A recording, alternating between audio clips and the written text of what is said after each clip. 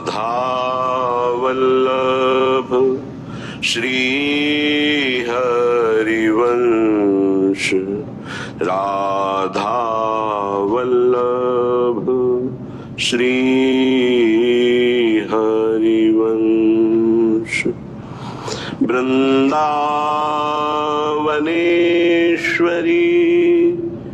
तवैव पदारविन्दम् प्रेमामृतैकमकरन्द रसौघपूर्णम्। हृद्यर्पितं मधुपतेः स्मरतापमुग्रम्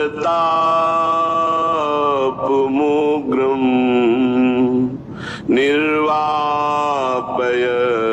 परमो शीतलमाश्रयामि, परम शीतलमाश्रयामि।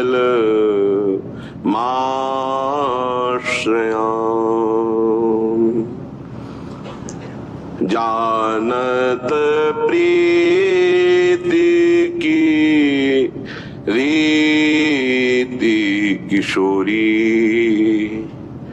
जानत प्रीति की रीति किशोरी। कोमल चित कृपालु करुणानिधि, सदय हृदय ब्रज गोरी, सदय हृदय ब्रज गोरी। जानत प्रीति की रीति किशोरी, ताको त्यागी विषय मन दीनो। कैसी कुमति, परम करुणामयी लाडली जी के चरणों का आश्रय मिला, श्रीधाम वृंदावन का परिचय मिला, राधा नाम का संबंध मिला, पर ये मन, ये दुष्ट इंद्रियां, ये विषय में है। सुख मान करके प्यारी जी की नाम स्मरण वृत्ति का त्याग करके भोगों का स्मरण, भोगी पुरुषों का संग, भोग क्रिया, भोग सुख, कैसी कुमति है। सच्ची मानिए, कभी भी अपने मन पर साधक को विश्वास नहीं करना चाहिए। विश्वास योग्य मन तब होता है जब भगवत साक्षात्कार हो जाए, क्योंकि इसके बाद प्रभु के सिवा और कुछ दिखाई नहीं देता।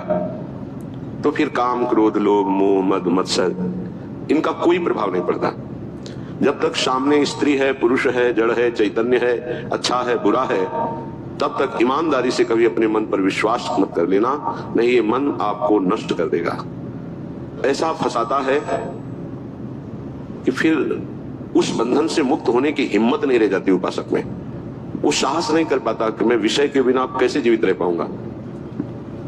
और ऐसी करुणा हमारे ऊपर हुई, हमें मानव देह मिला, बड़ी दुर्लभ बात, श्रीधाम वृंदावन आने को मिला, श्रीधाम वृंदावन की महिमा सुनने को मिली, अद्भुत प्यारे जू के हृदय में गुप्त रहने वाले गोरे चरणारविंद की शरणागति मिली, प्यारे जू की रसेंद्री जिस राधा रस का रसास्वादन करती है वो राधा नाम मिला। फिर भी हम गंदे विषयों का चिंतन, गंदे विषयों की भोगने की प्रवृत्ति। भोरी सखी कह रही है, ताको त्यागी विषम मन दीन हो, जीवन यो ही गयो री, जीवन यो ही गयो री। कोटिक भांति कुकर्म कमाए, छिन नहीं नाम जप्योरी, छिन नहीं नाम जप्योरी। जानत प्रीति की रीति किशोरी। ये मन पूरे जीवन भर फंसाए रखता है। ये भोग लिया, ये भोग लो, ये देख लिया, ये देख लो, ये सुन लिया, ये सुन लो, बार बार वही। कभी तुम्हें मन पे गुस्सा नहीं आता कि इस दुष्ट मन को अब जलने दिया जाए? इतना प्यार मन से है कि मन की जलन बर्दाश्त नहीं। मन जहां जलने लगे तो बस फिर कुछ रहे, कोई नहीं। मन को इतना दुलार, अरे उस दुष्ट को जलने दो, वो जल करके निर्विकार होगा। पर इतना तदात्म मन से है कि मन की जलन हम स्वयं में मान लेते हैं, और जहां स्वयं में मन की जलन माना तो मन हमें गुलाम बनाकर मनमानी आचरण कराता है।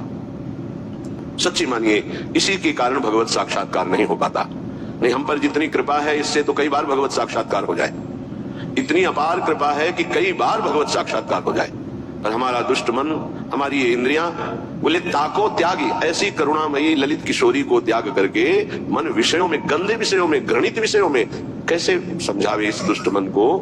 मलमूत्र के द्वार इस शरीर को प्रिय मानकर इन्हीं शरीरों में सच्चिदानंद सुख की खोज कर रहा है। बड़ी दुर्गति का विषय है। कोटिक भांति कुकर्म कमाए, एक एक क्षण हमारा बड़ा कीमती है। जो क्षण गया वो नहीं आएगा दोबारा जीवन में, माइनस होता चला जा रहा है। हमारी जितनी श्वासें प्रतिपलम घाटे में चले जा रहे हैं, माइनस होती चली जा रही है। मृत्यु नजदीक आ रही है, कमाई की तरफ ध्यान ही नहीं दे रहे, गंवाते चले जा रहे हैं। कोटिक भांति कुकर्म कमाए, यह है गंवाना। श्वासों को गंदे चिंतन में, गंदे आचरण में समय व्यतीत किया, अपने जीवन को, अमूल्य जीवन को नष्ट कर दिया। छिन नहीं नाम जप्योरी, एक क्षण भी शांत चित्त होकर राधा राधा राधा राधा कभी नहीं जपा। पर हे किशोरी जो, आप तो प्रीति की रीति जानने वाली हैं। जैसा भी हूं, मैंने अपने जीवन को आपके चरणों में समर्पित कर दिया। कुकर्मी हूं, पापी हूं, नीच हूं, पर लाडली तरसत अज हूं दरस की प्यासी, प्यारी मैं तो तिहारी दासी। बार बार लोचन अकुलावे, मन अधीर नहीं धीरज आवे। अब तो देहु कृपालु किशोरी, सहज कृपा करे कुंज खवासी। प्यारी मैं तो तिहारी दासी, मैं हूं तो आपकी दासी, पर इस काम ने, इस क्रोध ने, इस लोभ ने बलात् मेरे हृदय पर अधिकार करके मनमानी आचरण करा लिए। हे मेरी लाडली, हे मेरी प्रियाजू, अब तो कृपा करो। मैं जैसी भी हूं आपकी हूं। लाडली, मेरे नेत्र कहीं ना कहीं तो ये चाह ही रहे हैं कि एक बार आपका साक्षात्कार करें। हे स्वामिनी जी, आप तो सहज कृपालु हो, तो आप कृपा करके अपनी रूप माधुरी का एक बार नेत्रों को पान करा दीजिए, तो मेरा मन, मेरी चित्त, मेरी एक एक वृत्ति आपकी दासी हो जाएगी। प्यारी जो, आप कृपा करके इनको अपनी सेवा में रख लीजिए। मन को, बुद्धि को, चित्त को, अहम को।